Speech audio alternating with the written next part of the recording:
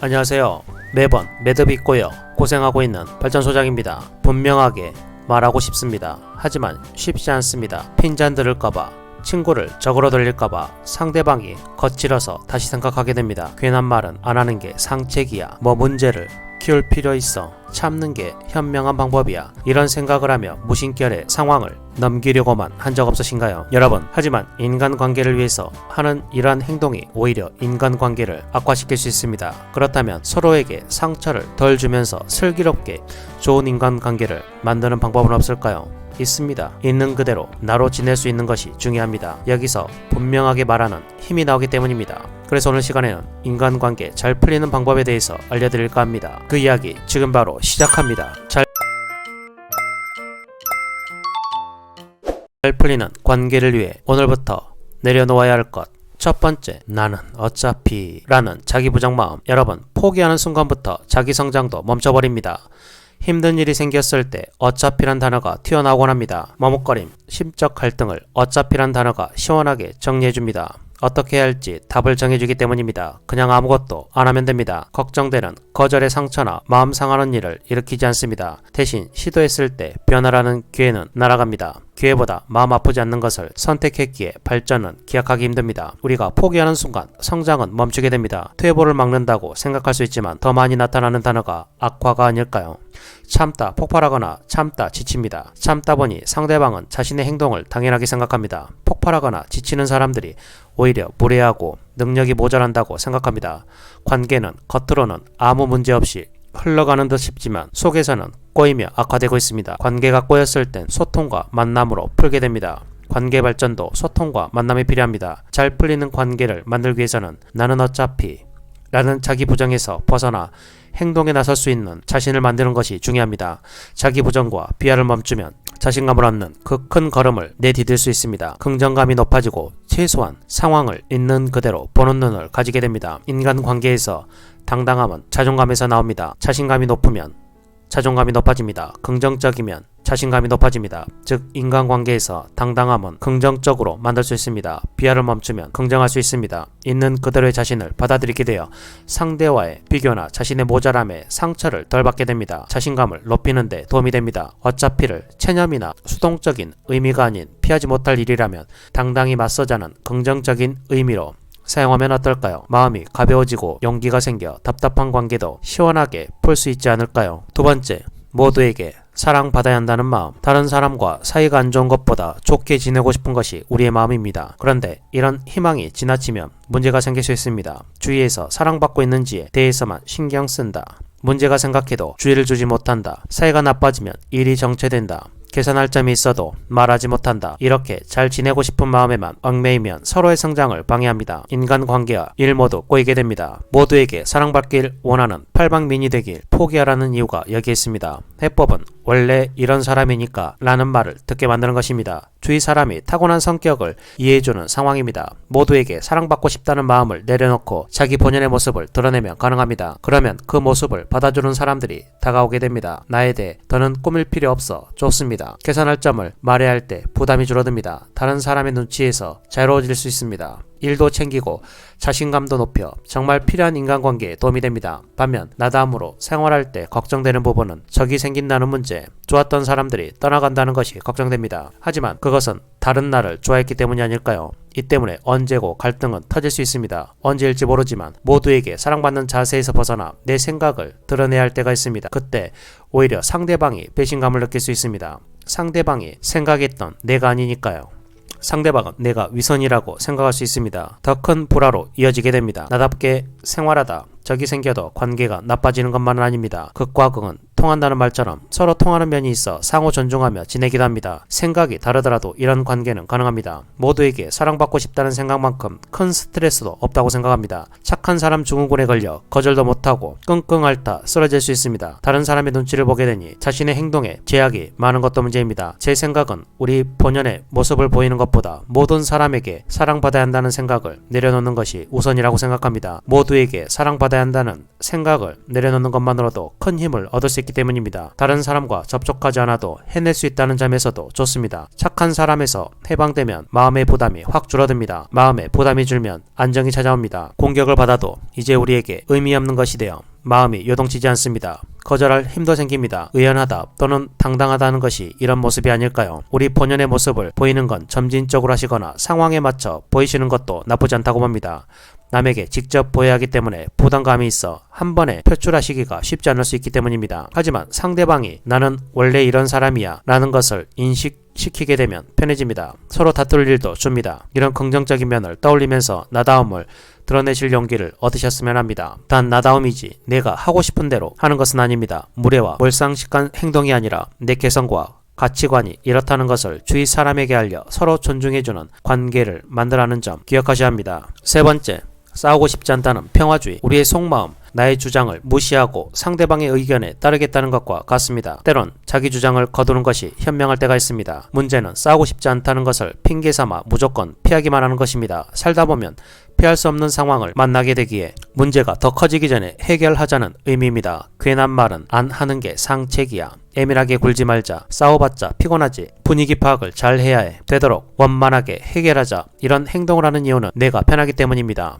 어느 때건 상황만 넘기면 다른 사람에게 반대 의견이나 비난을 듣지 않을 것이므로 가장 마음 편한 방법입니다. 나도 모르게 상대방의 기대에 부응하고 맞추고 있습니다. 하지만 개인적으로 이런 행동을 전적으로 하지 말아야 한다고 생각하지 않습니다. 내 마음도 중요하지만 상대방의 마음을 배려하고 싶을 때 문제를 현명하게 처리하는 과정에서 충분히 이런 행동을 할 수 있으니까요. 싸움에 나서야 할 경우는 문제를 해결하지 않으면 더 심각한 상황이 예상될 때입니다. 이때는 싸우지 않겠다는 가치관을 버려야 합니다. 싸우지 않겠다는 생각이 문제를 더 키울 수 있기 때문입니다. 오히려 싸울 수 있다는 모습을 보여주는 것이 문제 해결에 도움이 됩니다. 때론 상대방의 존중마저 끌어내기도 합니다. 움츠러드는 사람에게 무리하게 해도 까칠한 상대에게는 함부로 하는 경우가 드뭅니다.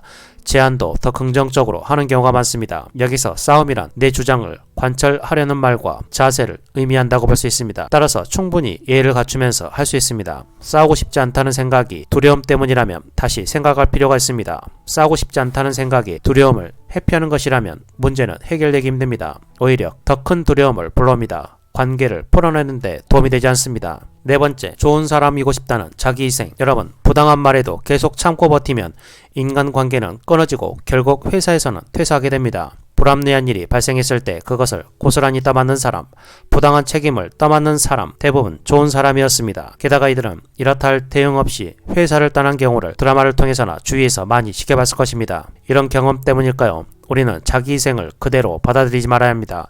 분명하게 노라고 말해야 합니다. 다른 사람이 그것을 자기희생이라고 생각할까요? 고마운 생각보다 일을 더 맡겨도 되는 사람, 필요할 때 수단으로 쓸 사람이란 생각을 할 수 있습니다. 그냥 만만한 사람으로 여길 수 있습니다. 뜻있게 쓰이는 자기희생이 아닌 부당함을 참고 견디기만 하는 것. 좋은 사람이란 이미지를 얻기 위한 것은 자기희생과 거리가 멉니다. 남을 위한 인간관계이지 나를 위한 인간관계가 아닙니다. 이러한 자기희생은 관계를 풀어내는데 도움이 되지 않습니다. 물론 생계가 달린 경우 어쩔 수 없이 견뎌야 하기도 합니다. 하지만 그것이 생계를 끊는 결과로 이어지는 것이라면 가만히 앉아서 기다리기만 해서는 안 됩니다. 사전에 방법을 찾는 것이 최상이지만 그렇지 못할 경우 체념하거나 지레짐작해 가만히 있기보다 최소한 자신의 의사를 전달해보는 것이 좋습니다. 상황이 바뀔 수도 있기 때문입니다. 다섯 번째, 좋고 싫음에 얽매이는 좁은 시야. 여러분, 남은 남이고 나는 나입니다.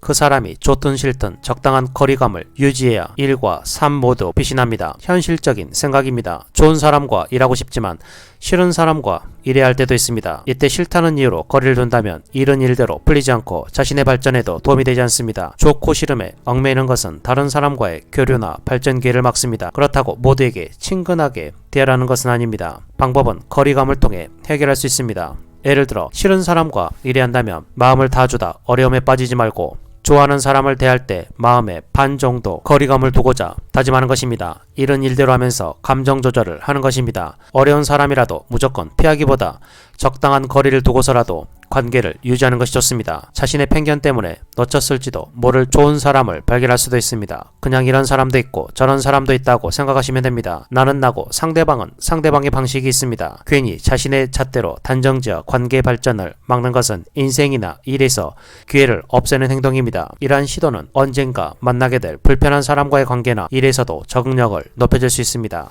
6번째, 다들 좋은 사람이라 여기고 싶은 성선설. 세상에는 거짓말하는 사람이 있고 거짓말하며 다가오는 사람이 의외로 많습니다. 거짓말하는 사람은 백해무익하고 허언증 있는 사람은 거짓말을 반복합니다. 저는 아닙니다. 교묘한 말로 접근하는 사람과 거리를 두는 것은 곧 나를 위함입니다. 여러분, 다친 시야를 걷어내야 합니다. 순진한 마음을 고집하지 말고 냉엄한 사회를 헤쳐나갈 현실적인 방법을 찾아야 합니다. 한 방향만 보다 추락할 수 있습니다. 한 방향만 보는 것은 맹수의 표적이 되겠다고 닮았습니다. 한 방향만 본다는 것은 경계를 하지 않는다는 의미입니다.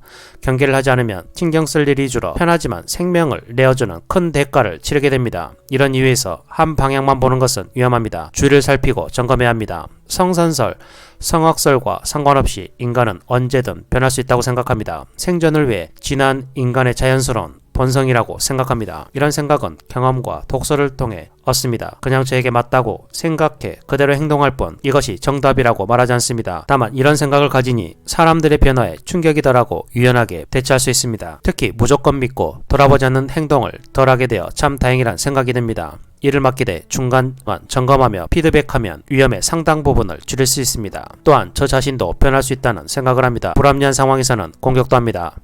과거 예정을 생각해서 또는 도움받은 게 있는데라는 생각에 머뭇거렸지만 정도, 도움이 미끼로 쓰였을 경우 무조건적인 대가나 희생을 요구하는 것이라면 그대로 받아들여서는 안됩니다. 그대로 받아들이는 것은 함정에 스스로 들어가는 것이나 다름없습니다. 상대방이 쳐놓은 덫에 걸리는 꼴입니다. 상대는 바로 그런 마음을 노리고 있는 것입니다.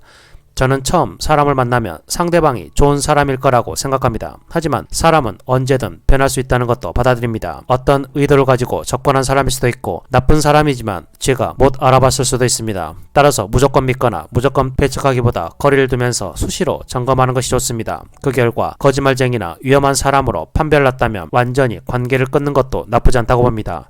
나를 보호하고 좋은 사람과의 관계를 돈독히 하는데 쓰기에도 모자란 에너지를 그런 사람에게까지 낭비할 필요는 없으니까 말입니다. 쓸데없는 동정심 때문에 내 시간과 에너지를 허비할 필요가 없습니다. 오늘은 이렇게 현명한 인간관계를 위해서 우리가 내려놓아야 하는 이야기에 대해서 말씀드렸습니다. 다시 한번 정리해 보겠습니다. 첫 번째, 나는 어차피 라는 자기 부정 마음. 두 번째, 모두에게 사랑받아야 한다는 마음. 세 번째, 싸우고 싶지 않다는 평화주의. 네 번째, 좋은 사람이고 싶다는 자기희생. 다섯 번째, 좋고 싫음에 얽매이는 좁은 시야. 여섯 번째, 다들 좋은 사람이라 여기고 싶은 성선설.